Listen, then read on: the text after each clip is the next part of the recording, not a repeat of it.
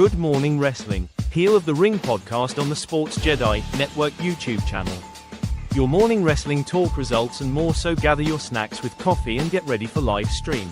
Follow us on X app at BXJedi76OR, the playback app. Heel of the Ring podcast. Email the show at bxjedi76@gmail.com. Here is your host, the Don of all wrestling watch-alongs, the Sports Jedi, Kev.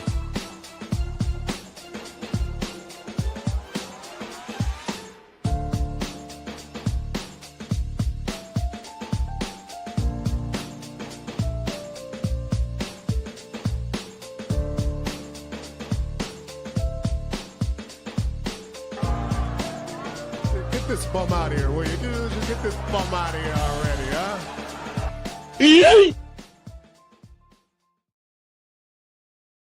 Good morning, wrestling here on the Sports Jedi Network YouTube channel, on X, on Rumba, on Instagram Live, on Facebook, on all our different platforms. WrestleMania weekend is in the books, but I have a campaign going on. Missing in action, missing. We're missing, looking for this person. We have a amber alert or a silver alert for this man on the milk carton. We are asking, where in the world is Dwayne Johnson? We're asking, where is Dwayne Johnson? We're putting out on his picture on your back of your half gallon of milk. When you go to the grocery stores, we have to find him. Any information leading to the finding of Dwayne "The Rock" Johnson, please, at TKO. Please email at TKO at WWE. They're waiting for him. They're looking for him at the IWC, because we are waiting and we are concerned for The Rock, aka Dwayne Johnson. Yes, it only going to cost you $7 to buy the gallon of milk. For $7, you could purchase the milk carton and, of course, find out where he's at. We want to know, where is Dwayne "The Rock" Johnson is missing. What's going on, everyone? I'm BX Sports Jedi Kev here on the Heel of the Ring podcast via the Sports Jedi Network. This is Good Morning Wrestling. Samuel Lyons will be on Tuesday on a special edition. Of course, I have that privilege to do Monday morning here with you to talk about Sunday night's night 2 WrestleMania card. Here's my thought. Everyone in the up in arms with the card. Which night was better? Night 1, night 2. This was the worst. You know, we hear all the different adjectives. The worst WrestleMania. This is the worst card. I think the finish is what got us all a little bit off track. You have a great build, or you have a great suspense in the last premium live event in Elimination Chamber, where John Cena turns heel. You didn't, 90% of the IWC or wrestling pundits didn't see this happening, or didn't think it was fathomable for a John Cena to turn totally heel. He shocked us at the Elimination Chamber, turning heel with Travis Scott, The Rock becoming his champion. All in all, not to see him for 2 weeks for that build of, the road to WrestleMania. They go on the European tour, where the American crowd doesn't get connected, emotionally invested with this heel turn or John Cena promo battle, attacking the fans, constantly attacking the stored up animosity that he had for all the things that he turned the other cheek with over 20 years. And we didn't see no Dwayne "The Rock" Johnson. I know everyone and this morning is saying, if you're going to be either in or you're out, you can't be half pregnant, Rock.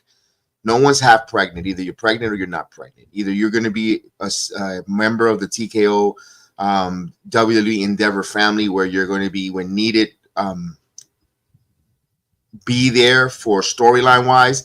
So that if that's not the case, when there's a storyline cooking, when your head of creative, Paul Levesque, is doing a storyline and starting to build, because he believes in long-term booking. He believes in storylines, payoffs, things with consistency. You've seen in his era as a booker, as a creator, he wants all his storylines to connect. He wants his storylines to mean something from months and months, connect the dots, put together. But when you just sporadically show up and inject yourself, because that's what it looks like. Look, I'm a big Rock fan. I'm a huge Dwayne The Rock Johnson. I have the action figures, the shirt. I wore the People's Champion last night. Big Rock, that's my guy. The Rock is my favorite one, but one of my favorites besides Shawn, of course, now Braun is one of my favorite. Braun Breaker, now in the modern era. But my point is, you have to not hijack the creative of the WWE. And maybe if it sounds harsh, I'm sorry, but that's what it seems like. And I know Triple H has said many times, don't just criticize and be quiet and enjoy it. And The Rock said as well, yeah, we're enjoying it, but we want to make sure it makes sense. We want to make sure, well, wrestling shouldn't make sense. That's what a lot of narrative says. Because and why. But when there's a storyline, we want some good payoff. We want to build where you're going to get a great payoff at the end of the night, at the end of the weeks that you're investing in a feud, a storyline, a heel turn, or your time. You want to be entertained. You also want to have a great payoff here. Now, is that we'll review the whole card of night number 2 on my assessment there. There was some great moments in night number 2. There was also some moments where you had some ups and downs, some cool off. It was like a roller coaster. You had some ups and downs, high tides, low tides. And as us as wrestling fans watching that show last night, we had to navigate through all those different tides, low and high tides on there. Wasn't the worst WrestleMania at all. Those men and women that performed last night did a hell of a job. They entertained that crowd, 63,000 plus last night. You had some good, you had some bad, and you had some ugly. Plain and simple. Plain and simple with that. And that's how the card, to me, that's how it felt last night. Up and down watching. I'll give you my thoughts and reaction. Let's start off with the women's matches. I got some pictures and some slides and some stuff that we're going to go look through it, and we're going to take our time. We're not going to try to rush it. I'm not going to be too long either. Of course, we have Rhea Ripley, Io Sky, Bianca Belair, and what you could say was one of the uncharacteristic build. You know, you had elimination. You had Bianca win the Elimination Chamber. You have Rhea Ripley defending her title a week after, losing it, coming short to Io Sky. I guess they didn't tell the story, or we didn't appreciate the story where Bianca was kind of a distraction to Rhea Ripley, although Bianca just did nothing but clap. I don't know, I guess. And then then Pierce inserted her as a referee. And then I guess the fans turn on her for Bianca being a referee and calling the match out. I don't know where the heel vibe is coming from when it comes to Bianca Belair personally. As you see, Rhea Ripley, of course, that mask looked like it's supposedly the Joker that laughs. I don't see the Jokers that laughs crown. I see something that Rhea Ripley will wear here. Rhea Ripley looks phenomenal. Of course, Bianca Belair looks great. She had the young ladies double dutching, and of course her stepdaughter and all the different young ladies. And again, that's why it makes me scratch my head booing Bianca, who's positivity to the little young ladies out there, the young little girls, to be the EST and everything they do. Her message is a message of positivity. Her message is a message of inspiration and hope. But yet, 63,000 decides to boo her. I mean, this was a weird crowd in Vegas this whole weekend. Of course, you see her there looking fabulous and great as ever. Of course, Rhea Ripley looking menacing there. My goodness, I thought she was going to sing The Beautiful People, but she looks menacing there. Of course, our champion, the one and only Io Sky, phenomenal job.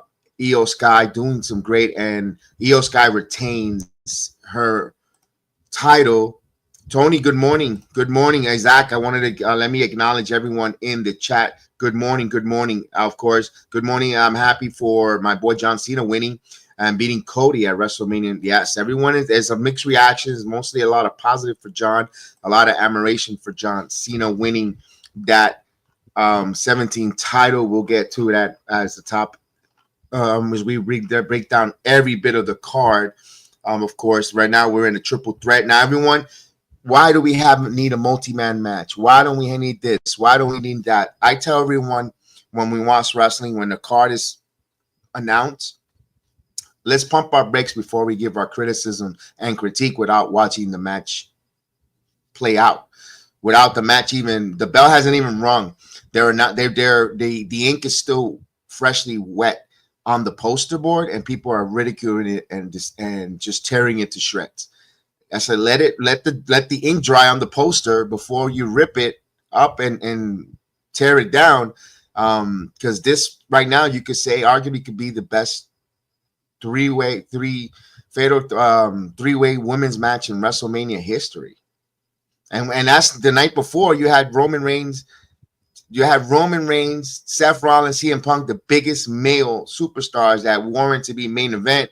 These ladies, I think, said, "Hold my beer." They might not have the same storyline as the main event night one, but the in-ring was flawless for these ladies. That easily could have been the main event. Easily could have been the main event match. Easily could have been the main event match, man. It was a great matchup, Tony. I mean, this was great from Io Sky. The spot there where Io went for the moonsault, where it got kicked out by Rhea into the chest, right into the KOD. I mean, so many parts there, so many moments in that match. The false finishes. I mean, I was like, holy crap. What a way to kick out the match. Yeah, this was just another great reason why the WWE continues to have not just the best women's division in NXT, also on the main roster, Raw and SmackDown. They just continue to show, and I want to know who produced that match. It looks like a Jason Jordan type of match there with if he is the producer of that match, kudos, man. Whoever did that producer on that match, you guys killed it, phenomenal there. I want to give them his flowers. Yes, my favorite match of the entire night was the Io Bianca, hands down. Phenomenal performance. They should have been the main event, in my opinion. Yeah, we're lockstep, thinking the same way on who should have been that main event. At the end of the day, it's nice to say I main evented WrestleMania. I closed the show, but at the end of the day, when you are getting the accolades of saying you were the best of the night, I mean, wow. I mean, that's an honor. That's a privilege. So Io Sky continues. What storylines come out? Well, Bianca's going back to SmackDown. I'm pretty sure they're going to continue that Jade Cargill, Naomi feud triangle there. Hopefully the writers got some good stuff for SmackDown to keep us intrigued. New, fresh storyline going forward. We know that the Road Dogg Jesse James is part of the writing team in SmackDown. Hopefully they could get some good storylines going, and where Bianca and for Io, what's next for Io Sky? What's the challenges? Rhea Ripley chasing Io again. What's the situation here? Do we get an Asuka returning? Asuka should be returning from injury. Is there? I'm not saying that there'll be a heel turn with Asuka or a jealousy or a disconnect, but Asuka's returning. Maybe there's a chance where maybe we see Asuka and Io Sky. I don't know if the fans will want to see that. Personally, the in-ring will be great. Where we're going to get disconnected will be in the promo battle. You know, the lack of the language will hurt. That's what kind of hurts a little bit of Io Sky, but phenomenal in-ring, phenomenal talent. I want to see some more of Io Sky. Yes, we're going to get to that one. Yes, indeed. Yes, that was a great moment. We're going to the Sin City. Let me get this off here. We got the Sin City street fight between Drew McIntyre and Damian Priest. When I saw that match, I was like, boy, that's going to be a tough one to follow. The women.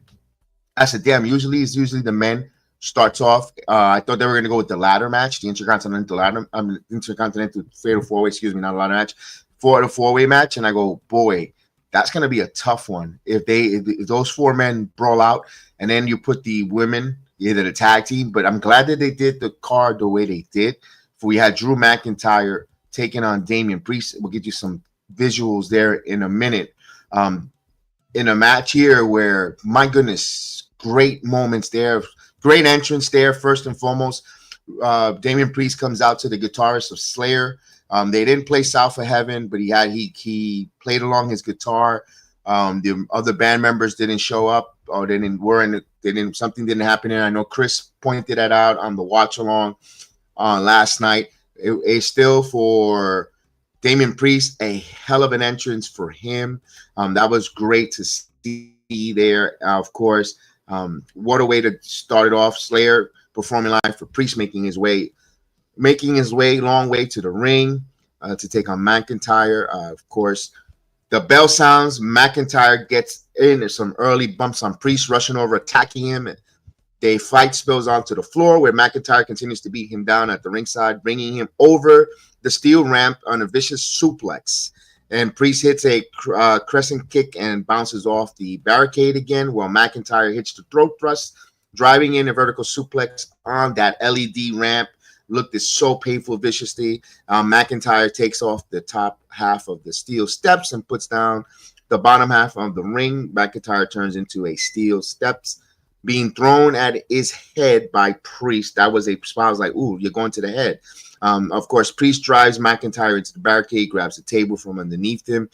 Priest grabs it back in the ring where McIntyre attacks Priest and bounces off the apron.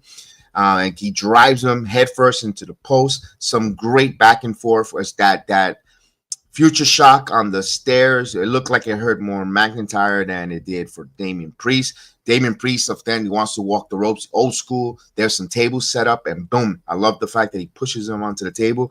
McIntyre has that menacing laugh that he gives you, and like, oh, and then of course McIntyre, who needs the victory, gets the victory. In my opinion, if you see McIntyre coming out with a Doom costume, that's Doom, medieval Doom coming out. I remember playing Doom many years ago on the computer, and of course on 64 and all the game systems that there are. Of course, you see McIntyre there. This is the part I love. There was a part where McIntyre, his wife was in the front row with his brother. He took his brother's phone. He cut a selfie. And of course, he cut a selfie. He posted it on X.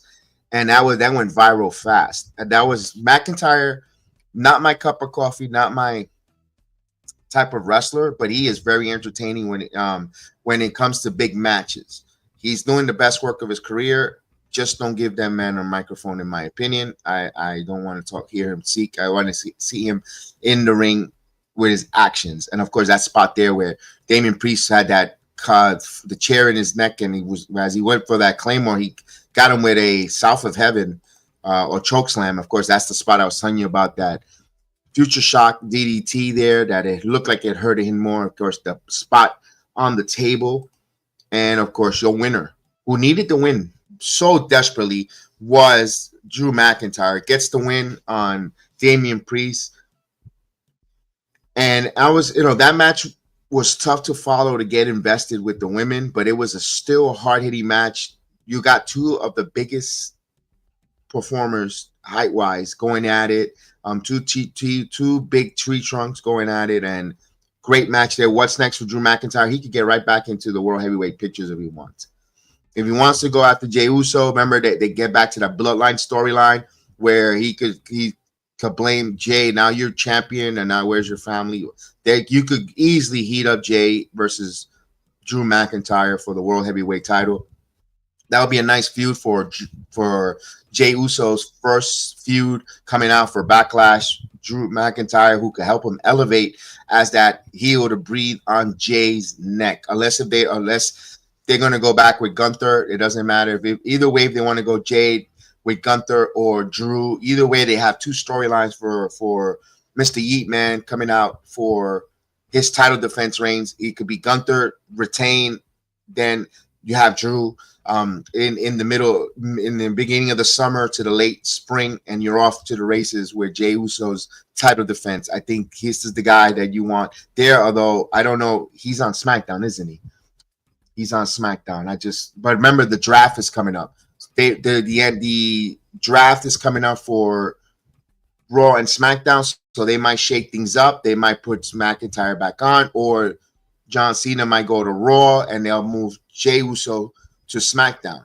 It could happen tonight. We know tonight it's Monday Night Raw. We might see John Cena. Maybe John Cena stays on the Netflix program, where maybe Netflix wants him on and you want Jey Uso on SmackDown, getting the heat for the USA Network. So maybe that's the way I think they're going to go. I wouldn't be surprised if John Cena does a switcheroo because he's John Cena.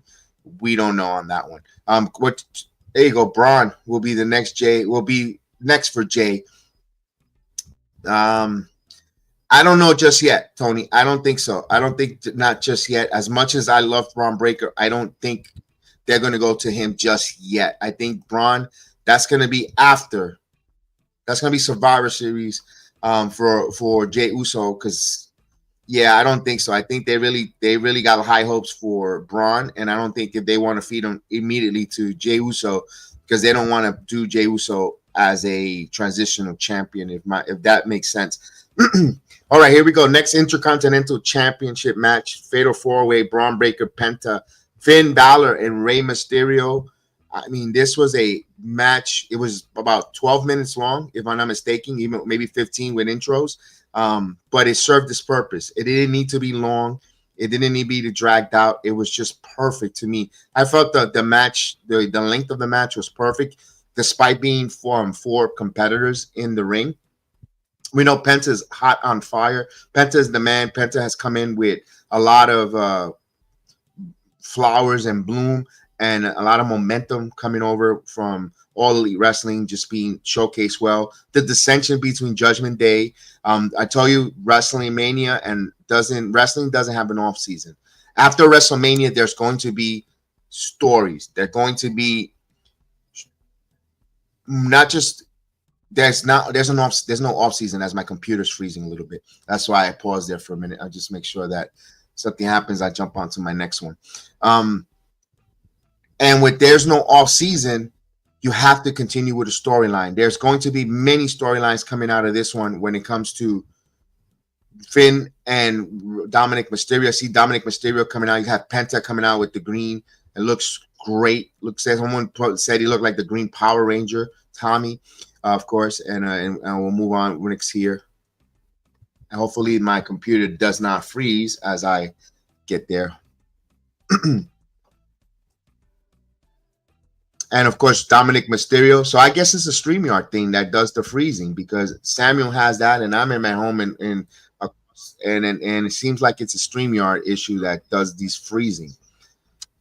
You got Finn Balor, as we can see Finn Balor there as well coming in. And of course, you see all the different things. As I'm trying to see why do I get an echo now? We get there.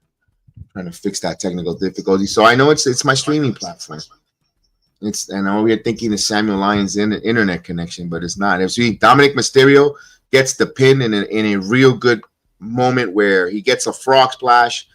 When he gets the frog splash on, he hits Finn Balor with Braun Breaker, gets out, and he gets the victory. I'm going to continue to have some more technical difficulties. Hopefully I can get that fixed.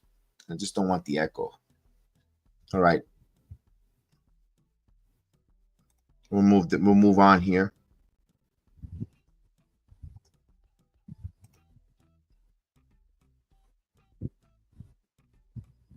All right, so we are still live. Of course, when you're live, you get all these technical difficulties. And this has to be a StreamYard thing. It has to be a StreamYard, because we go on the playback. I have no freezing whatsoever. And let me get what Tony wrote here. Braun Breaker will be the next J for the next going viral. Absolutely there. All right, we'll move on here as hopefully my technical difficulties gets sorted out.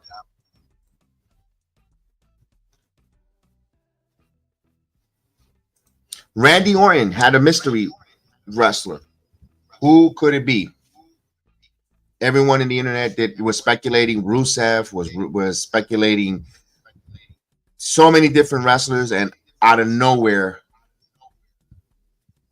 no one expected it. I said it like about 5 minutes on the playback. Say his name and he appears, and boom, Joe Henry becomes the mystery open challenge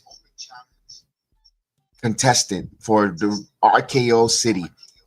As I'm still getting some feedback here. Hopefully I'll get this fixed. Let me see.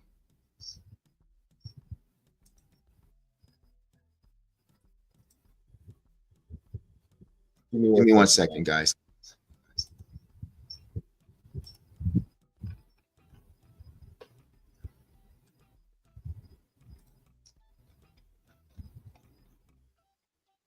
I'm having a Samuel Lion episode tonight.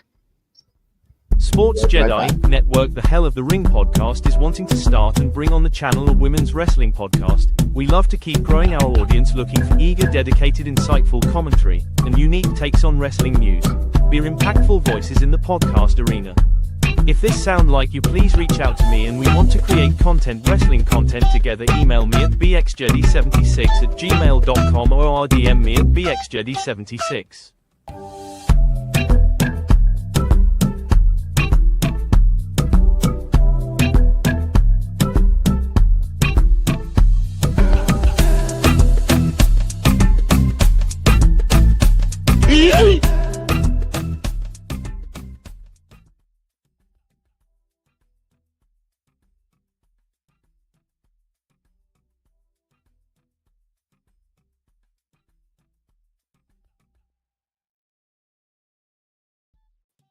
Hopefully you can hear me better now. Hopefully, sorry for that technical difficulties. Computer's acting funky all this morning, and it has to do with the StreamYard application. If anyone from the StreamYard tech issue, please check up on that, because we cannot have this. This is not just me; it's multiple times. Samuel Lyons, when I'm at work, see that issue as well. But we'll move on here. Of course, we had Joe Henry versus Randy Orton in a surprise where it was a good feel for TNA. Did he get buried? Everyone wants to make that narrative. No, Joe Henry got buried. TNA got buried. Nonsense. They got an exposure. He got a WrestleMania moment of one of the most respected talent in professional wrestling in Randy Orton. For Joe Henry to be there, to be in the ring, share a WrestleMania moment with Randy Orton speaks volumes. That's nonsense if you think that TNA got buried or disrespected in the collaboration. That's just you want to throw dirt or crap at the wall, or just wants to drive a wedge between the partnership, or just want to talk crap. Look at the merchandise. Say his name and he appears. WrestleMania. Joe Henry WrestleMania t-shirt. By the way, I'm planning on purchasing one. Definitely want to get one of those. Of course, they see Joe Henry in the ring with Randy Orton. One of the fun spots there where Joe Henry went for his signature pose, where of course he did his moves. He tried to get the standing ovation on. He did his fall away slam. When he did his fall away slam, Joe Henry likes to do the turn and burn. When he did the turn and burn out of nowhere, and WWE production did a phenomenal job with the camera angles, because when you see out of nowhere, he just RKO'd them out of the left field. He just came and ripped them, and of course, great job there. Gets the victory, and in a sign of respect and acknowledgement, Randy Orton raises the hand. He sees the crowd. He had 60,000 people plus just going crazy, believing, and Randy Orton believed to the point where he rose his hand, and Joe Henry was leaving the ring. He said, "No, come on back," and then he gave him another RKO in a fun spot there, where he continued to tell us why Joe Henry is completely over. And Randy Orton, good fun spot, good moment there, where nothing to be exaggerated, but it was just to the point, and it was done right and correctly, in my opinion. So good job there for Joe Henry and the rest of the TNA representation there. I know they were happy, and for Randy Orton, they made a viral moment out of Kevin Owens' situation not being there because of the injury. So they managed to get back on track. Logan Paul versus AJ Styles in the match. For AJ Styles and Logan Paul, AJ Styles has always good matches in WrestleMania. Logan Paul, he's a wrestler. He's learned how to wrestle, but he has to learn how to tell stories. He's got to get better on the promo, where the bloom is starting to fade from a Logan Paul. You already dislike the kid. People already dislike him. They want to see him fail. Now his in-ring is good work, but the match now is starting to get a little. I don't want to say boring, but this match was a little underperforming. It was a good see AJ Styles have a WrestleMania match, of course. You see that Logan Paul with his entrance trying to go viral, and he gets the victory. But the one note, you had Karrion Kross come out. Karrion Kross stopped one of Logan Paul's goon, who had the brass knuckles, who was trying to give him the brass knuckles to cheat. Karrion Kross got some TV time or opportunity time at the PLE to try to stop him. Although once he did, he told AJ Styles, use the brass knuckle, end this fool. Of course, there's an angle here where Karrion Kross wanted AJ Styles to go into that next level of heel or over the edge to stop the podcaster, the YouTuber, from coming into their world, their realm, to make this look easy, where Karrion Kross who cuts a good promo. I'll play it at the end of the show if I can get my computer back on where I had it saved. I have the promo there that I want. Hopefully I can get the computer. I want to take another quick break and show you what he meant. You know, he cut a hell of a promo. I don't know if it made you think, was it a shoot or was it a work when it came from Karrion Kross, because he's that believable. That I have to say for Karrion Kross, and it's funny because the matches between Logan Paul and AJ Styles, and here we are speaking, who got over was Karrion Kross. Got you. All right, let me take another break and see, because I can see what Samuel goes through when I'm not here. All right, give me 1 second. Sports Jedi Network, the Hell of the Ring podcast, is wanting to start and bring on the channel a women's wrestling podcast. We love to keep growing our audience, looking for eager, dedicated, insightful commentary and unique takes on wrestling news. We're impactful voices in the podcast arena. If this sounds like you, please reach out to me, and we want to create wrestling content together. Email me at bxjedi76@gmail.com or DM me at bxjedi76.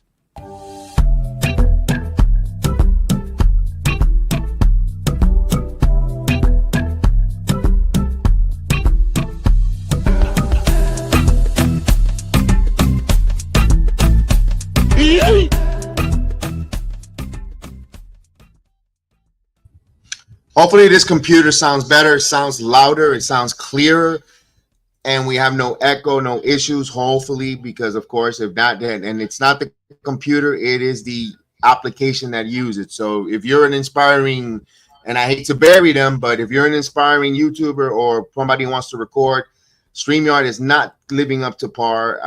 It's doing a lot of issues. And I hate to bury them, but I'm going to be honest, I'm getting frustrated because not just me, it's us, any one of my guys that want to do a program, a show, it turns into crap. And I don't like that. So I just wanted to make that clear there. I wanted to make sure. Yeah, it's better because it's on my different computer. And let's see if the application decides to work here. Let's get right into it. Of course, I was trying to say with Logan Paul going over, and who actually got over was Karrion Kross in the whole gist of all this matchup.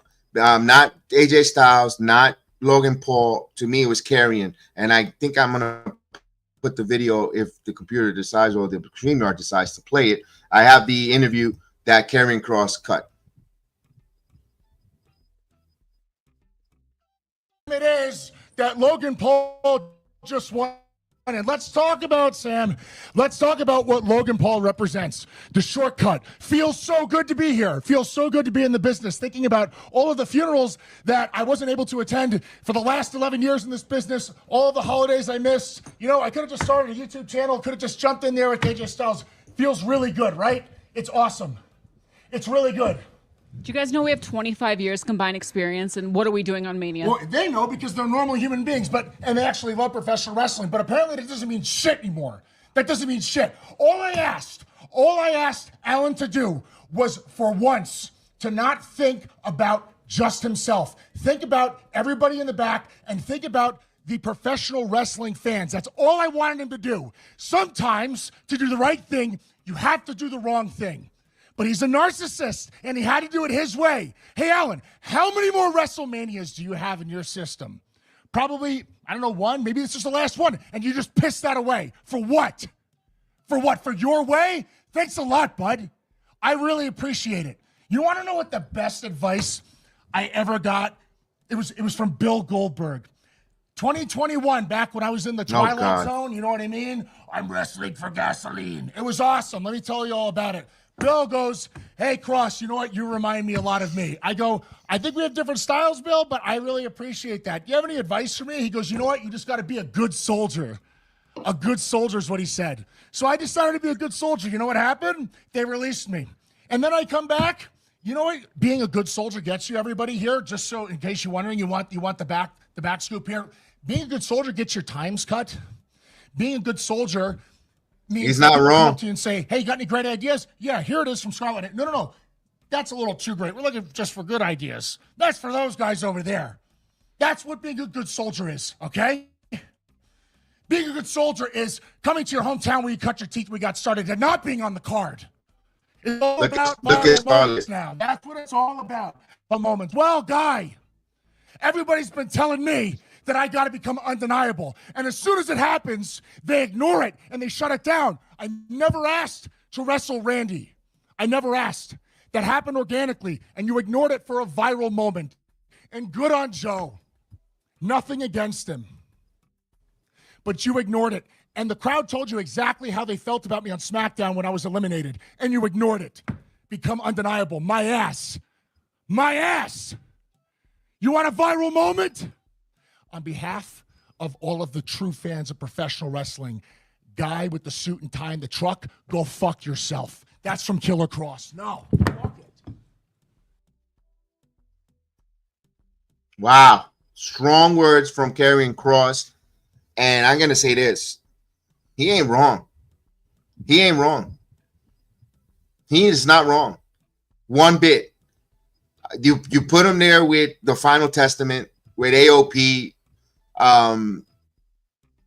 Before AOP even got there with Paul Ellering, when Karrion Kross burst on the scene with the hourglass, he was menacing. It was like, oh, damn, Karrion Kross. Then he had that spot where he brought that hourglass to when Roman was with the Bloodline before the Usos split, before they all did their split, where he did that on SmackDown. I say, okay, that's good. You know what? Karrion could go up against Roman right now. We know Roman needs some opponents. We know he wasn't going to beat Roman at that time for the world title, but you took that opportunity away from him for Logan Paul. Remember, Logan Paul got the opportunity in Saudi Arabia to go and wrestle at Crown Jewel, where Logan, you trusted your 1,316-day world champion. He wasn't at that time, but my point is, you're the cash cow of the company to a YouTuber who could have hurt him in Saudi Arabia on a mishap. Granted, they've been fortunate that Logan Paul has been very, very careful, very good in ring. He saved Rey Mysterio from having a catastrophe neck injury back in a couple matches ago when they wrestled for the United States titles, all that other stuff. But still, you decided to put him over Karrion Kross at that time. With Karrion Kross, maybe we didn't want Roman to kill the gimmick. Roman hasn't killed or buried any talent. If anything, Roman has elevated everyone he's beaten. If you look at his trajectory of all the people he's beaten in his run as tribal chief, everyone else has always gone on to do something better and gotten elevated and over. You could have had him gotten Karrion Kross more opportunities and more over. Instead, you went with Logan Paul, who got over after that Roman and continued to get over that Roman Reigns. Is there some frustration for Karrion Kross with some sprinkle of some realism or work or shoot? There might be both, but there is frustration. The guy is killing it. The guy knows how to pick up on a microphone and knows how to speak.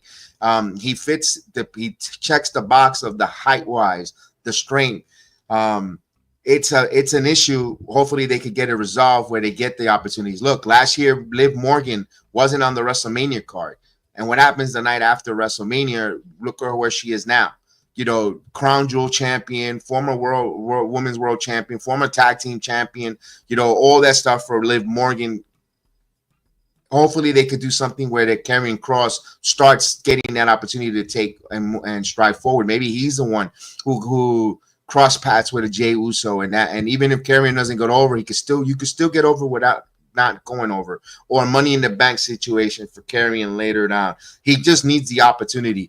If he fails at his opportunity, then you look at the performer that Karrion Kross is. He needs the opportunity because it doesn't look right when you bring in a Penta from outside of the company and he's getting in the Intercontinental title match where you have Karrion Kross there eating shit for all that for months and weeks, and you haven't pushed him.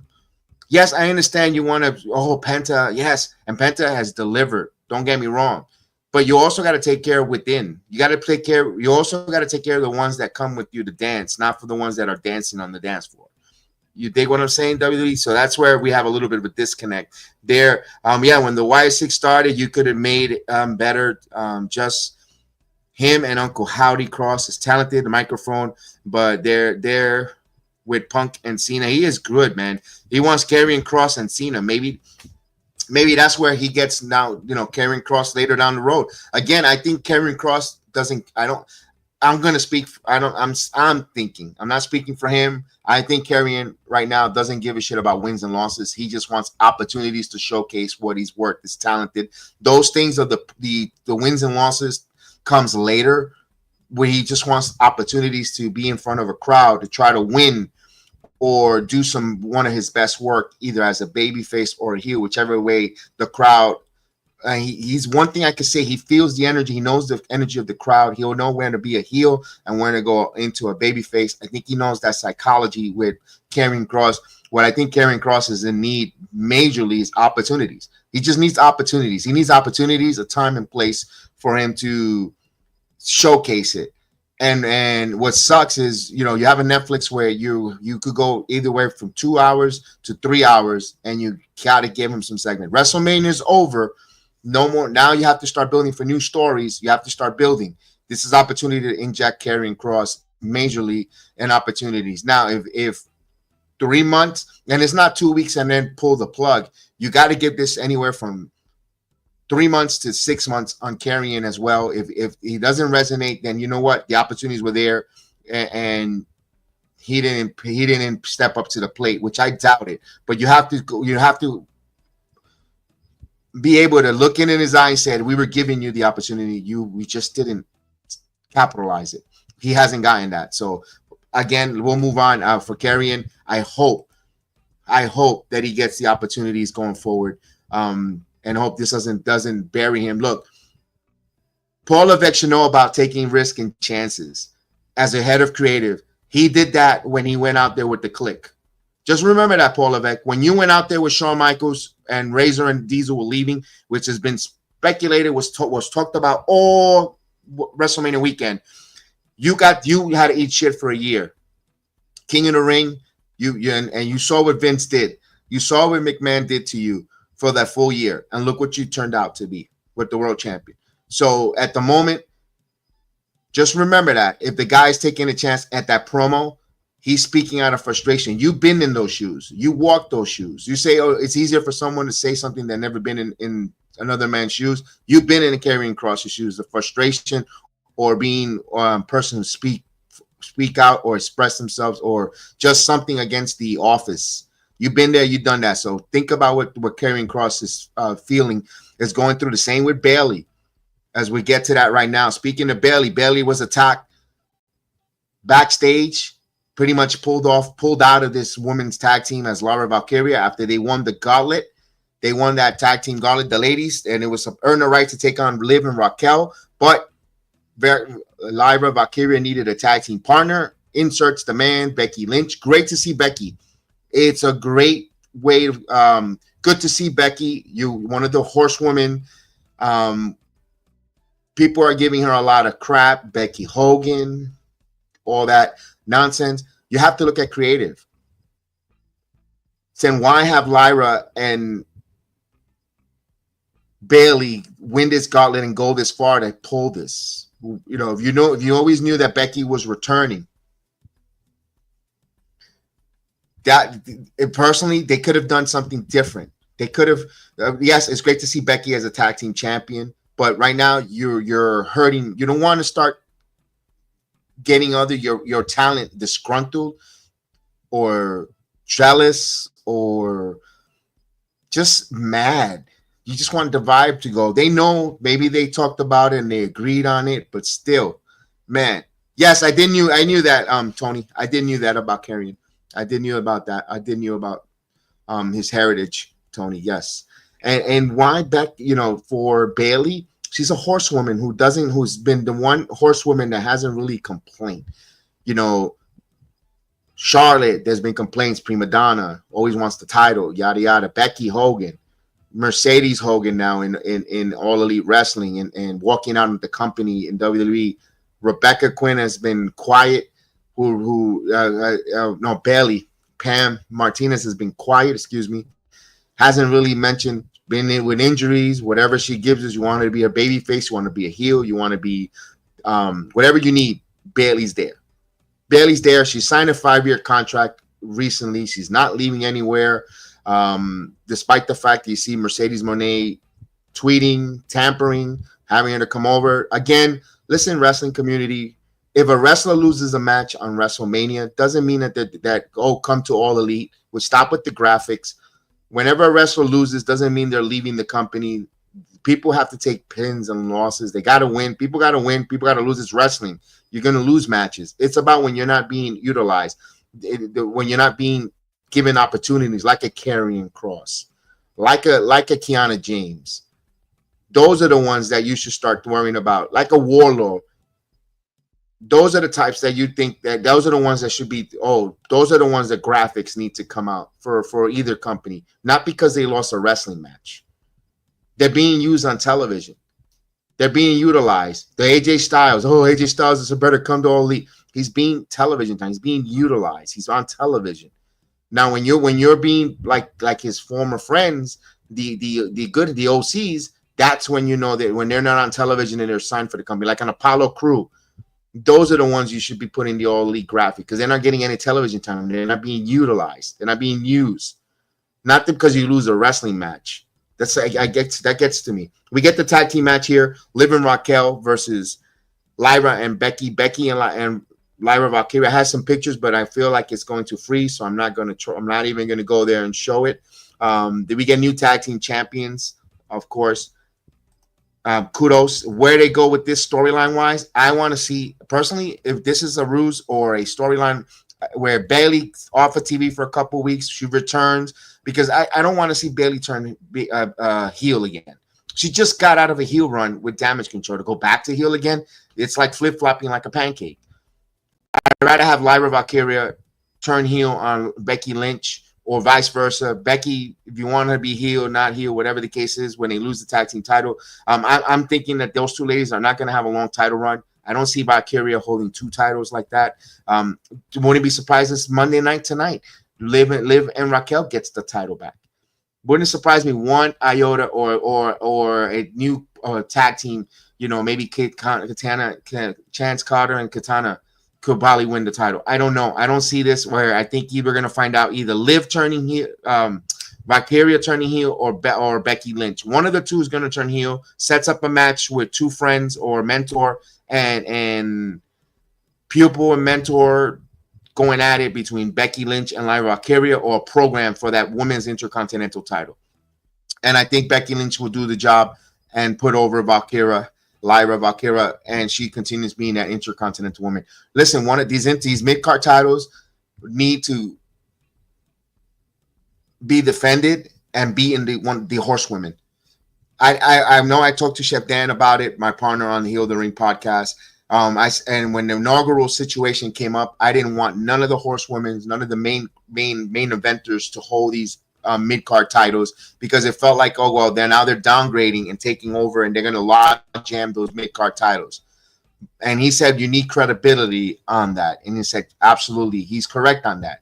But I didn't want them to be inaugural champion. I want these champions to beat some of these horsewomen, some of these top-notch main event or former women's champion, to give credibility to that mid-card title. And by doing that is a Lyra Valkyria beating a Becky Lynch. Not Becky Lynch holding the title, but by Lyra beating her for that title. I know Lyra beat her for the NXT Women's title, and that was a great match. Go check it out. I know they could put on a hell of a match there if they want to go there. For Bailey, repackaging or coming back, getting her conundrums, who attacked her. She could go after Lyra, after Becky. After that program with Becky Lynch, it should be Bailey, and then Bailey should take on Lyra Valkyria, and then Lyra now has 2 credible intercontinental title defenses on 2 of the horsewomen. That's the way, if I was booking, I would book it that way. I would go with that way. Remember, you're building new superstars, and you also want to keep them relevant, their name power, but you have Lyra elevating there. So we said some good, some bad. I mean, I don't know. I was going to say some ugly. I don't know. The bad one was maybe my internet connection with StreamYard, but it was not my internet. It's the StreamYard application. But the ugly. Stone Cold Steve Austin makes his appearance. Not because he made an appearance. He couldn't drive an FTV. He's been doing that on his ranch, his farm. But there's video circulating, not just the part that he hits the wall and knocks the fan over or startled the fan. He couldn't even get up the ramp. I didn't even know that part watching it. There's a part when he comes from the back. He's supposed to go up the ramp. He misses the whole ramp. He has to U-turn. It was a cluster shit show for Stone Cold with that. And you could forgive it because it's a Stone Cold Steve Austin. But maybe the days of him bringing vehicles out with such a multitude of people, disaster, I think those days are over. I mean, you got to be careful. This is a multi-billion-dollar company. I'm pretty sure that lady that got startled or scared, she's got well compensated this morning, either last night, this morning, either she's getting her refund for her tickets from being down there, because that didn't cost any that was not $23. That was an expensive ticket.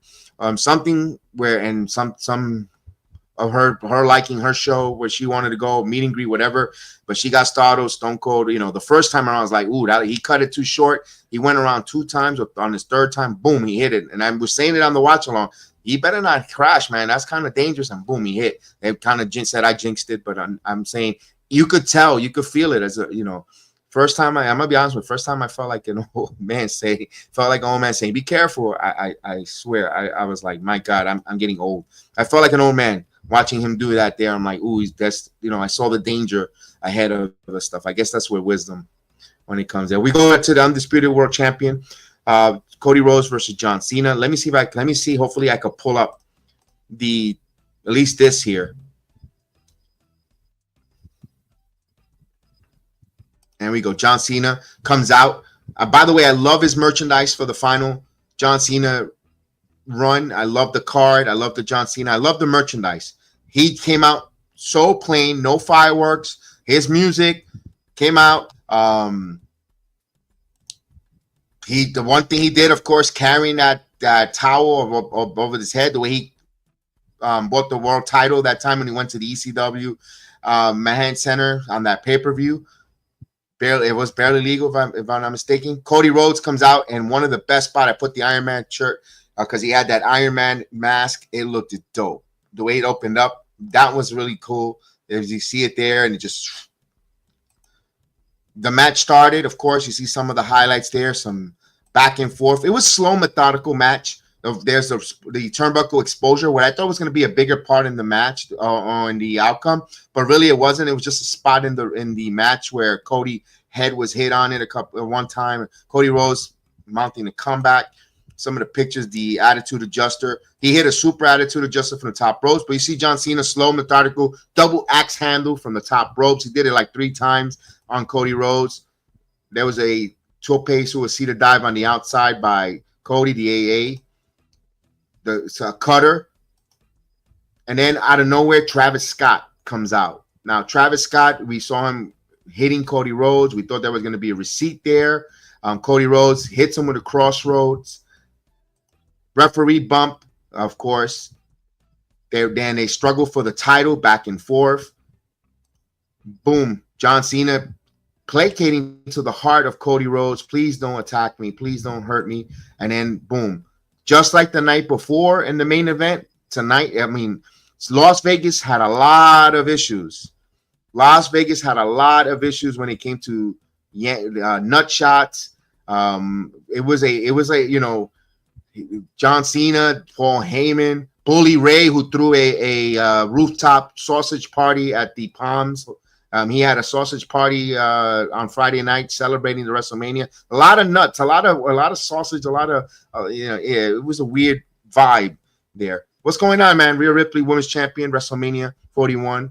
Now, wow, WrestleMania 41. Now, night John Cena wins. Let's go. Yeah, there was, man.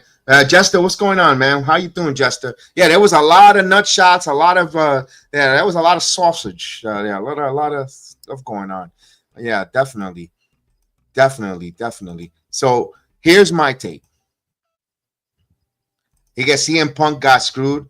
I mean, CM Punk did get screwed there. I wanted to see Monday Night Raw, where CM Punk goes. Is he going back after Rollins? If they go Rollins and Punk with Heyman, I'm not. If people say again, I am not. There's a story. Wrestling, when there's a story, when there's story being built and investment, emotional investment, it works even if it's the same two wrestlers, because now there's a Paul Heyman factor. This is a different Seth Rollins with the ear of a Paul Heyman. Paul Heyman could help him, advocate him how to overcome a CM Punk in his deficiencies, or what makes a CM Punk tick. It's his best friend, or it was his best friend. So when there's a story, a repeat match always goes well if it's done correctly. You wouldn't mind seeing that again.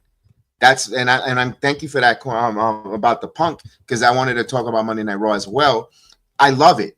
This Cody Rhodes and John Cena, there is still more stuff going on here. I still think, personally, I kind of would like to see Cody Rhodes retool, say he's gonna take a vacation for miss one whole week of, maybe he'll come out tonight and then take a week and return in a week or 2 weeks, and then you have that graphic Cody Rhodes returns.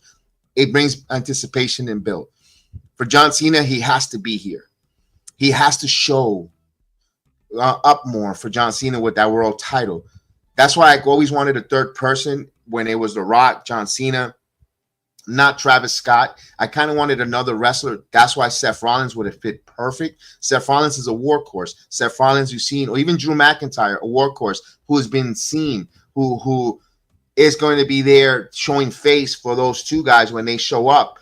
Then you could still keep that group hot and on people's mind because they're there cutting promos. That's why I mentioned earlier, weeks ago, I wouldn't mind if they would have elevated Ethan Page.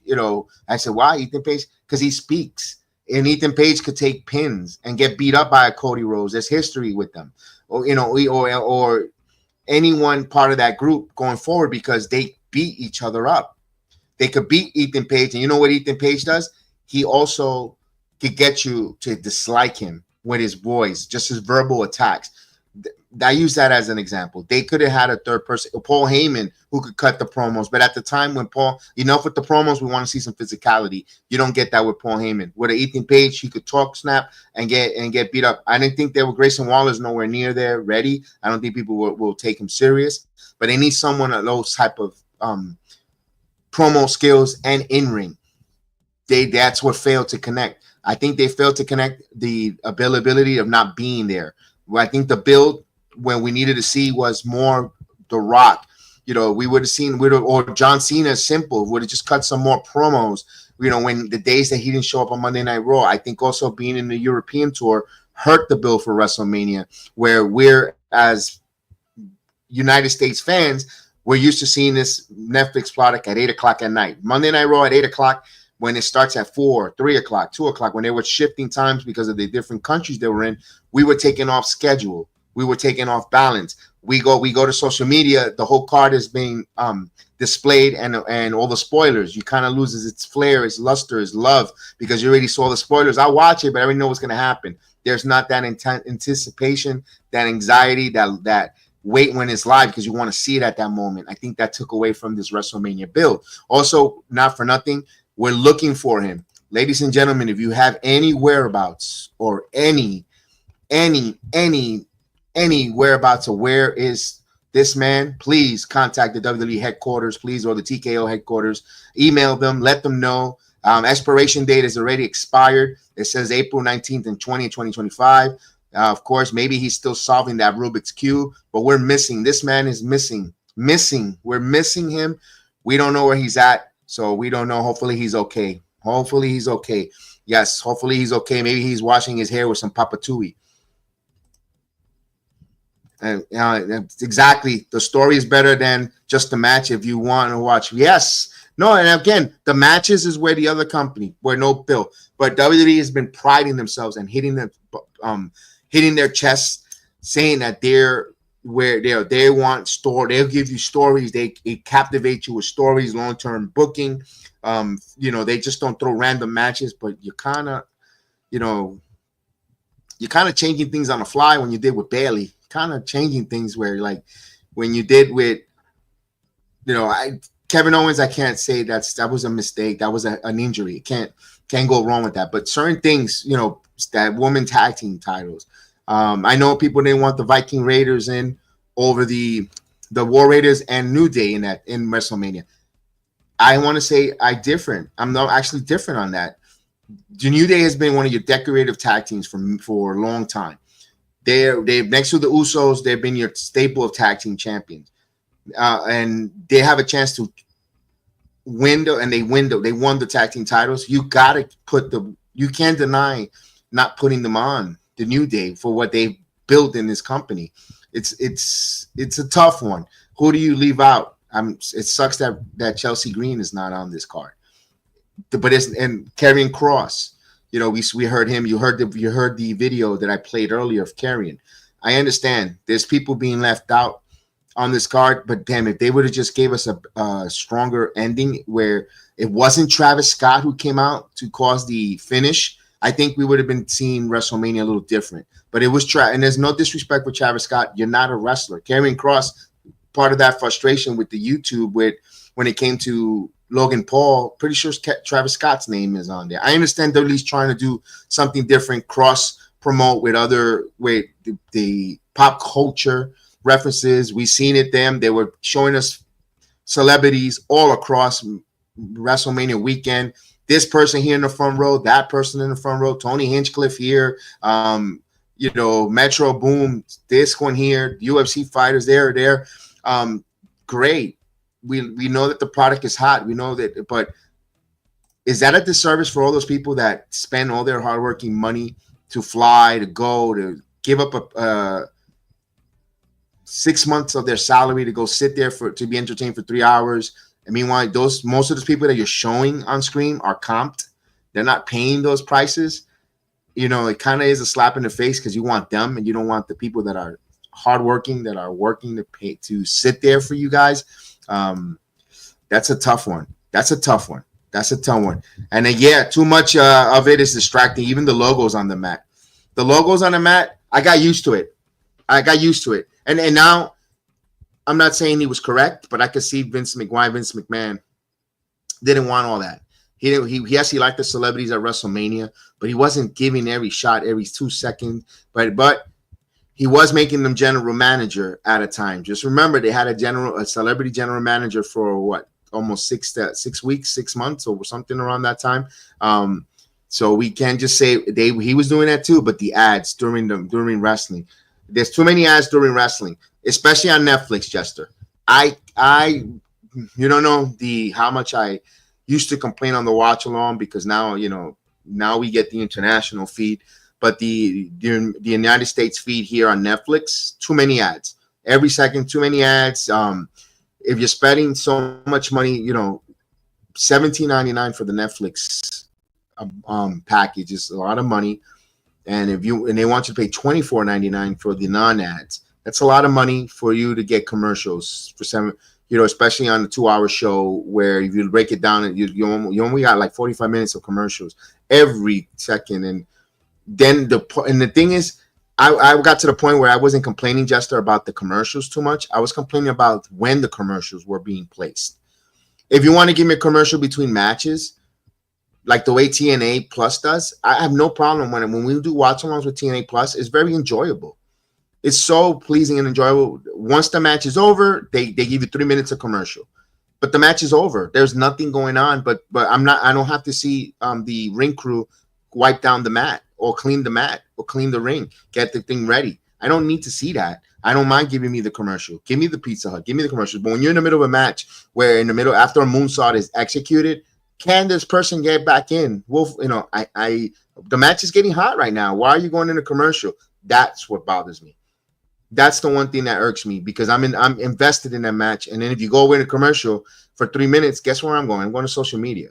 I'm going somewhere else. I'm going to look at my emails. I'm going to look at my YouTube. I'm going to look at my algorithm, make sure my connections. I'm away from the product. That's the issue. You tend to get away from the product because of the commercial placing. As a wrestling fan viewing it, we're in the era of a short attention span. and we have to captivate it. Don't go to commercials where we're going to go, oh, look at this, and then now you're captivated somewhere else. Yeah, and I know they're probably playing that cocky game where they say, you know what, they're not switching controllers or switching channels because they have to change their input or drop their streaming to go check to open up another streaming app. They're not going to go through that. They'll sit through the commercials. Don't be so cocky, because once you get out of that streaming app, maybe 70% might not even come back to your streaming platform. I'll watch that some other time. I'll watch that when I have a chance. I'll go watch something else that's non-commercial. That's going to be no commercial. They're playing a risky game. I don't know where the analytics. Who the hell is these people that are coming up with these analytics that gave them that? But that's a risky game of roulette that you're playing. Especially with these apps, they cost a lot of money because you're asking Netflix for Monday Night Raw, Peacock, so, and also have to have the USA Network. So you're looking at 3 different platforms there. At least you get NXT with if you got over the air antennas or rabbit ears, you're able to get from your local CW affiliates if you're in the United States. But still, that's a lot of money on professional wrestling, and people complain about the $49.99 that All Elite charges for the pay-per-view. But if you look at it, the money you spend on all these different apps through a year, you're probably buying like 3 pay-per-views for All Elite Wrestling. By the time you get said and done of how much you spend on the apps. Yes, I know you get more PLEs with the WWE and NXT and so forth, but yeah, you're still spending. It's still a lot of money. The point at the end of the day is still a lot of money. I wanted to sell some screen, Scott. I was looking at some folks online. This one on X. I know everyone's been crapping on the main event and WrestleMania, but I wanted to put something positive, and it comes from Renee Dell.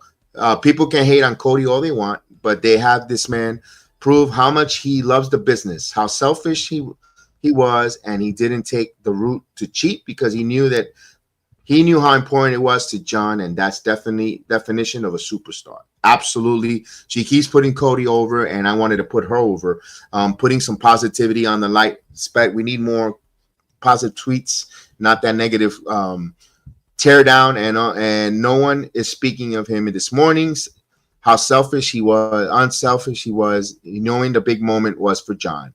Usually when the retiree put over the next big star, it was reversed last night. Cody wouldn't cheat to win, or he would have won. So good job there. Of course, Cody, he knows the business. His father knows the business. He knows that there's money in the chase. There's always been money in the chase for a baby face, especially if he's going to stay that white meat baby face where it's merchandise. That's why I feel that maybe tonight, we'll see Cody one more time, or maybe Friday, and then he should be away for a while.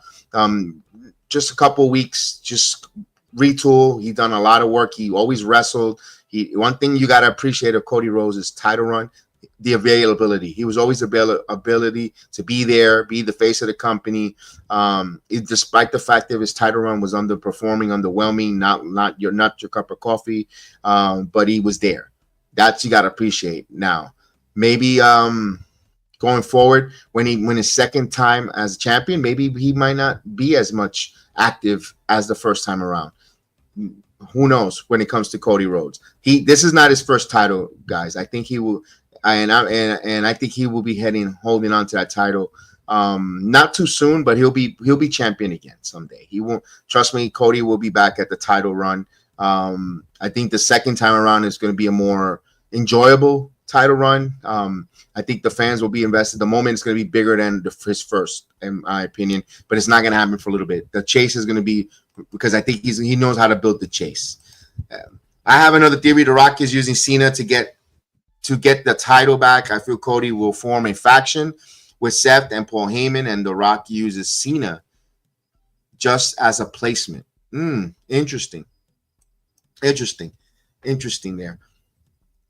I said it earlier, Jester. I say it again. If The Rock has to make up his mind if he's going to be pregnant or not pregnant, he can't be half pregnant. He can't come in and disrupt the creative process again. When he shows up, because it obviously seems like Paul Levesque and his group, his writers, have a direction. I don't know if Brian Gorwitz is writing this stuff too, because for The Rock, which makes you raise your eyebrow, like, okay, what, when he came back and said he wanted your soul, at first it didn't make sense, and now I understand selling out. But the way he expressed but what makes me confused, the ability of Cena not to explain why he joined The Rock. I don't think Cena even knows. I think that's why it makes me come to the conclusion that Rock is either half in or half out. You can't be either. You got to be in for X amount of time, and you have to commit fully, or just don't be part of it right now. Not just because you felt like you're going to inject yourself in that Atlanta, like we did in Atlanta. We were like, oh damn, The Rock is back. That was a pleasant injection on a B-level pay-per-view in Bad Blood, but then we didn't see him. No peep, no hurt, nothing. We can't have that, because you mess up creative. It messes up creative. I personally have a theory. I think Rock is telling you a big F you to the fans, to the wrestling community. I think he took offense. I think he felt frustrated, offended, disrespected that he really wanted to wrestle Roman last year. His heart and desire was to wrestle Roman Reigns at WrestleMania 40, where in Philadelphia, where that city, that state means so much to the Anonali family. The Fatu, of course, the Wassamoans had their wrestling schools there. The Anonali family, you saw it in Young Rock. He lived in Bethlehem, Pennsylvania. There was a lot of history with the family and in that state, fighting Roman at WrestleMania 40 was something he wanted, and it was yanked away, and I think bothered The Rock. I think Rock came in and kind of teased us and say, F you guys, I'll come when I feel like it. I'll disrupt the plans. I don't think Triple H is going to tell you that. I don't think he might be frustrated. He might get you could tell that he's frustrated, because everyone says WWE had a bad PR when Triple H and Nick Khan both goes on media runs, and they just felt like, you know what, screw it. It kind of feels like there's a fight, an internal battle, or between the TKO board and the WWE family. When it comes, Nick and Triple H seem like they're on the same page, where it feels like they're they have a vision, they have a plan, a goal, and it feels like The Rock disrupts it with TKO. With TKO, they want to utilize and bring as much money as possible, grow the product more. Of course, I'm not saying that Nick and Nick Khan or Triple H don't want to grow the product and want more. Of course, they want to keep their jobs, they want to make money. It kind of feels like they want to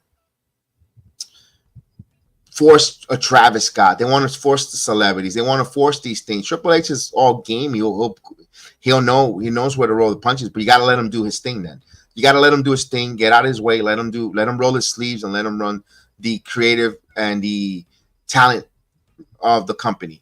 Don't insert or change what he has set up. It kind of feels like that, because everyone's blaming Triple H, but no one's looking at The Rock or TKO.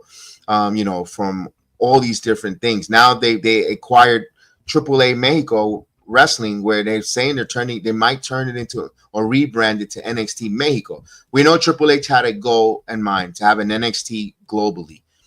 Maybe this is the first step when it comes to AAA, where they have the wrestling licenses, the name, so forth. They rebrand it. We'll see where that goes. We all know they're getting a pay-per-view June 5th. We'll find out where that goes for the WWE going forward. What does that mean? What happens to all those other wrestling talents that, let's face it, they're not WWE television worthy? There's a lot. If you watch AAA Mexico Wrestling, there's a lot of wrestlers they like, yeah, this is just for that local moment, for that promotion venue. We'll never see them on a WWE TV. What happens to those talents? Do they get released? What happens to them? They have to make a living. They make a living with AAA wrestling. So we'll see where that goes for the WWE, where acquiring AAA. Also, they're talking about having a working relationship with WWC in Puerto Rico for the Carlones organization. we'll see where that goes. How does that benefit the WWE? Unless if they're getting wrestling schools where they'll try to pick from the IDs program. It's not like the WWE ID. They're just working relationship. I guess they're able to bring talent from their schools or their companies into work with the WWE for storylines and so forth. We also saw we know with TNA where that goes. So it's a good thing and a bad thing in wrestling. Personally, when it comes to WWE working with these other companies, because we knew what they did before. They were predatorial. They eliminated the territorial system, but this is a different regime. You don't have Vincent Kennedy McMahon running and annihilating the company. Triple H wants to collaborate and work, but I do say I don't know what TKO wants to do. I'm gonna be honest with you. I don't know what TKO wants to do. Do they want to be the predatorial gobble up and history repeats itself? Remember, this is a company at TKO that had Vince McMahon ahead of Dana White and ahead of their company to do the merger, and Vince had to be removed because of the allegations.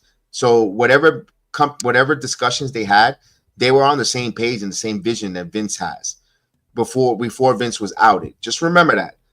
So to me, I think TKO might be thinking of globalization predatorial grab, but I don't think it shouldn't fall on Paul Levesque and Triple H's shoulders saying that they want to. They only worry about is the day-to-day operation of the WWE storyline, creative, the talent relationship. They're not part of the acquisition or business. They'll give some suggestions.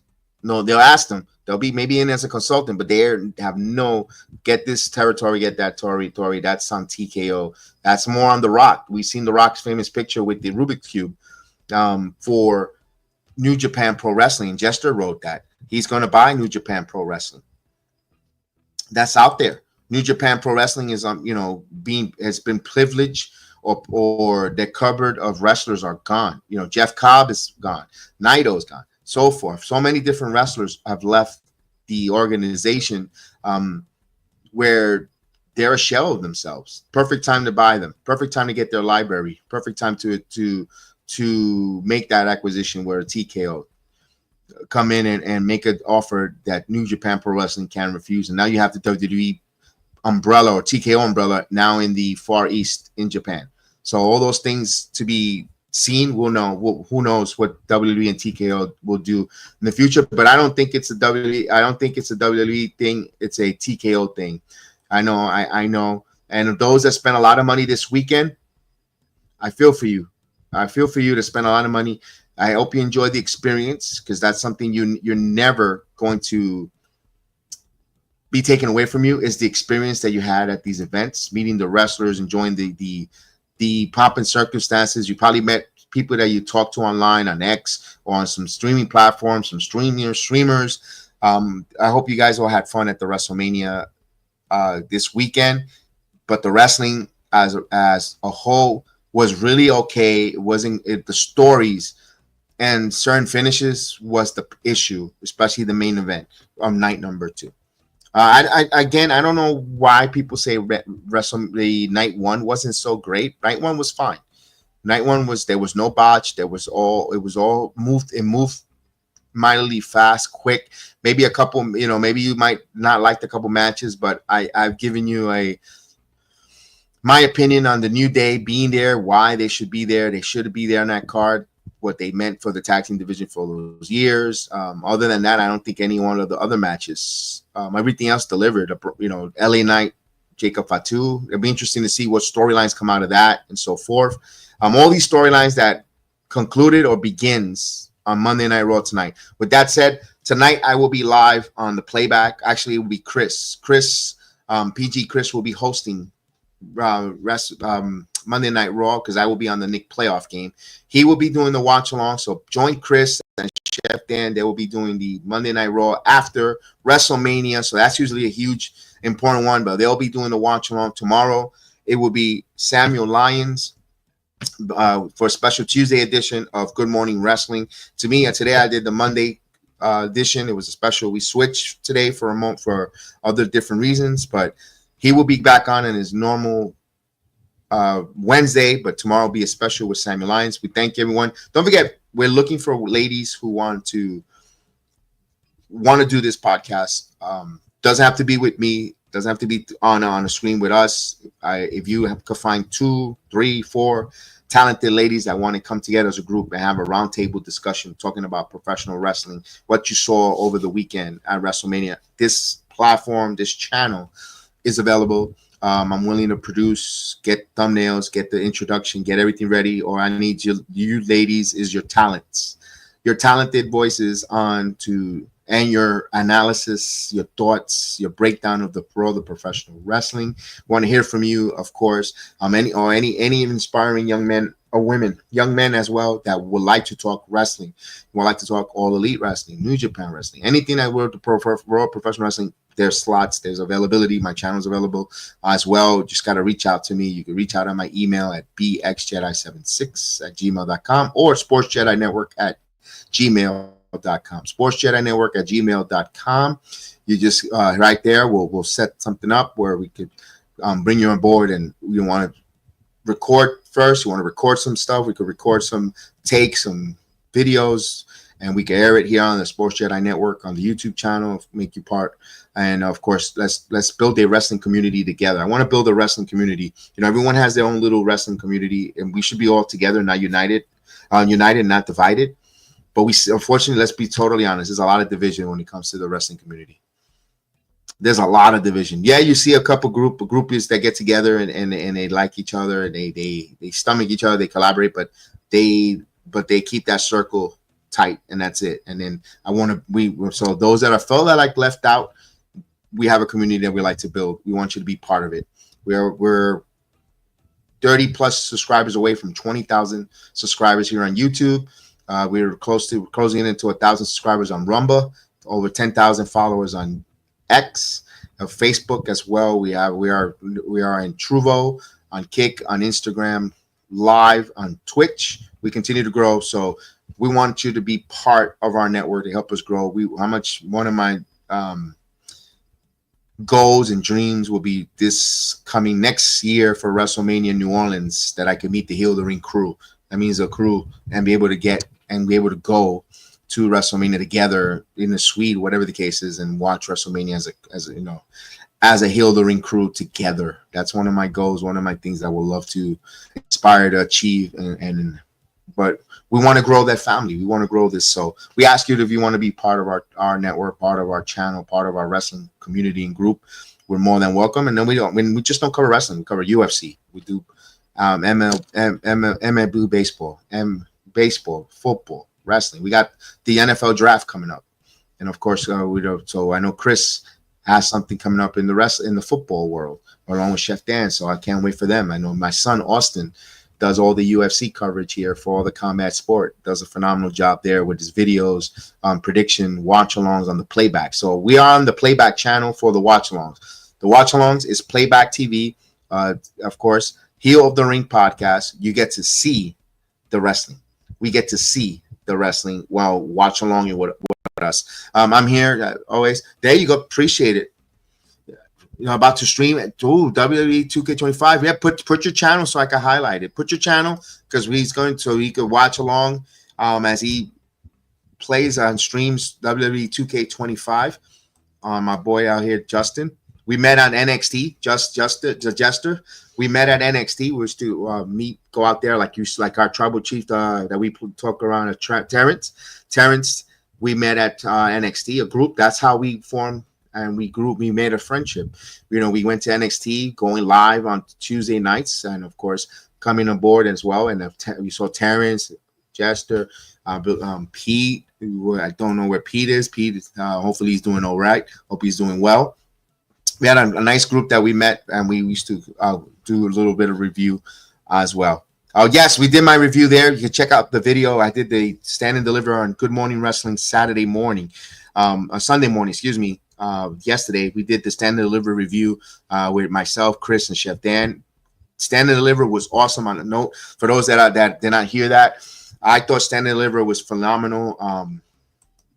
The fatal 4-way with, I thought Miss Parker Miss Parker showed that she belongs with those ladies where Jordan Grace, Stephanie Becker,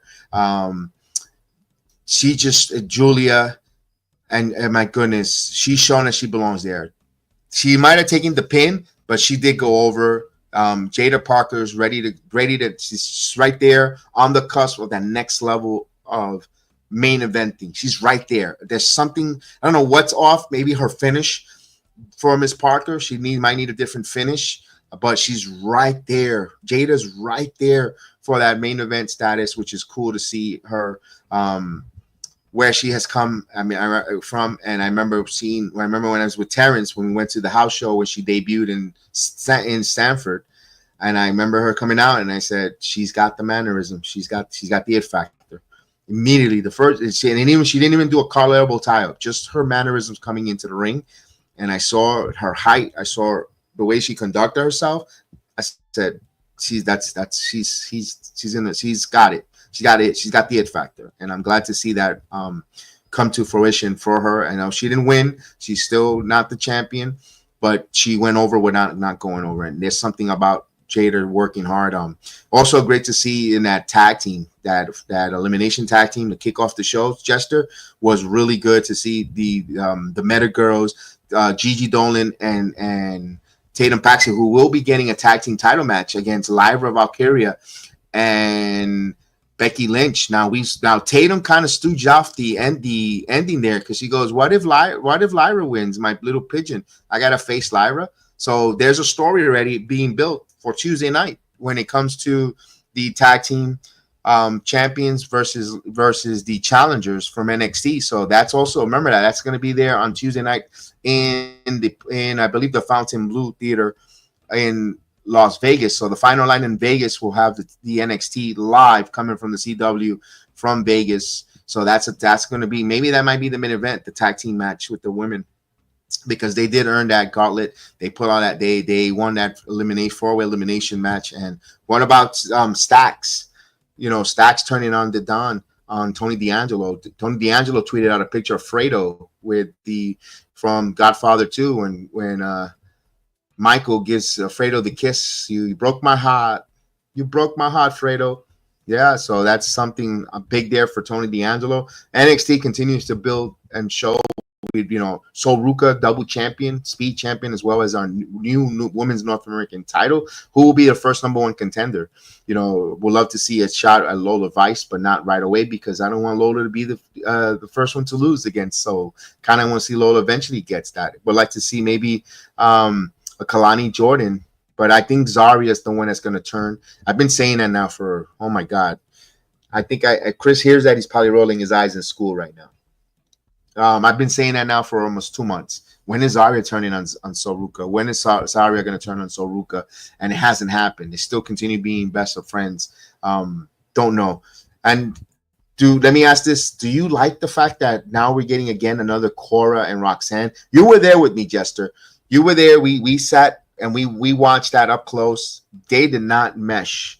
Now, it's been almost 2 years now. Roxanne has developed more of a ring general in the ring. And Cora Jade gotten better in her ring ability, but those matches between Cora and Roxanne, they were just two friends and they just didn't match. They couldn't tell a story. They were a little off. I don't know if something didn't seem right with their matches. It looks like where Roxanne left Cora to take that pin in that gauntlet, where we might revisit these two ladies going at it. We've seen it, but two heels, that's the difference. But they're both heels, but you saw Stand and Deliver at the end of that Stand and Deliver, where she moved away and kind of left it there. They're going to revisit that, or they're going to show footage. I want to know where that goes in a match. Who are you invested with, and to see if they could get that chemistry. We need Cora to turn face. Then let me ask this though: in that performance center, there is no baby face or heel. Is whoever the crowd wants to cheer and boo that time at that moment. We saw it. We know that we've been part of that group. We've been part of that audience that goes there. It's not, there is really, they don't allow the office to tell us who's babyface or heel. We kind of dictate that. by our liking and disliking of a turn. So it'll be interesting to see who the WWE Universe, if they do that there, will cheer. Now, they could go out of Vegas, and maybe Vegas sets the tone. But then again, it's a heckle and jive when it comes to the Performance Center on which one, if it's a babyface Cora or a babyface Roxy. Roxy's worked as a babyface. So I don't know, because maybe they'll cheer her. I think Roxy will get cheered, Jester, because they know Roxy's on her way out of NXT to the main roster, and they want to give her flowers or cheers because they're not going to see her.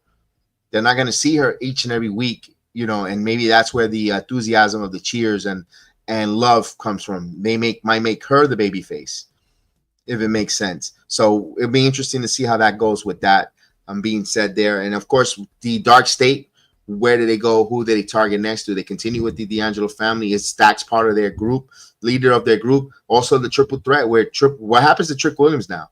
Javon, we know Javon is going to be an up-and-coming star rising, ready to rise, ready to excel.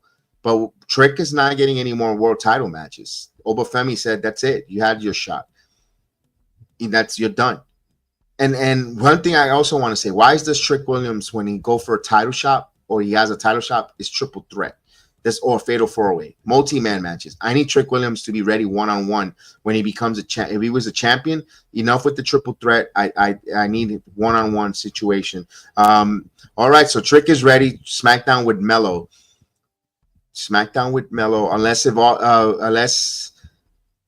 Maybe, but I like what Miz is doing with Melo.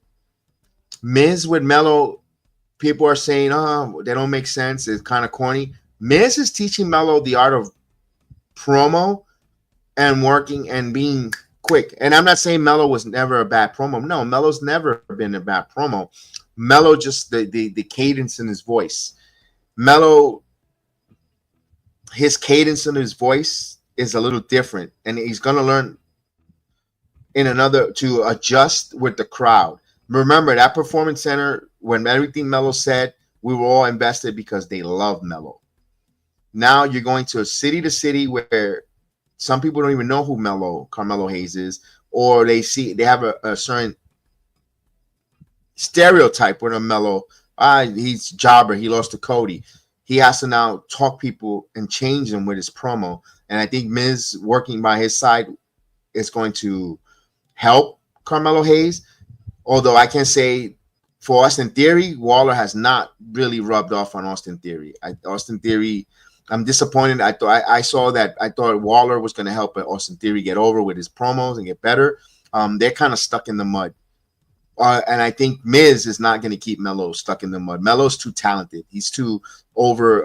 And I'm saying Theory is talented. It's just as well, but I think Melo has a higher upside than Austin Theory at this time. And because Theory has the look, but I don't know what's wrong with Theory. Comparing those two, Trick going up to the main roster, I don't know. It looks like it, but I don't think it's going to be something that they'll pair together right away. I think that's something for later down the road. I think they're going to be individuals. We'll see where that goes if they do with a storyline there. But it's fun. But we're going to say it's noon. So those that are having your lunch, enjoy your lunch. Thank you for joining me here on the Heel of the Ring podcast on the Good Morning Show. Now it's lunchtime, so we'll talk to you next time. Have a good one. Don't get pinned by life. Always get over, kick out, and get over. May the sports be with you.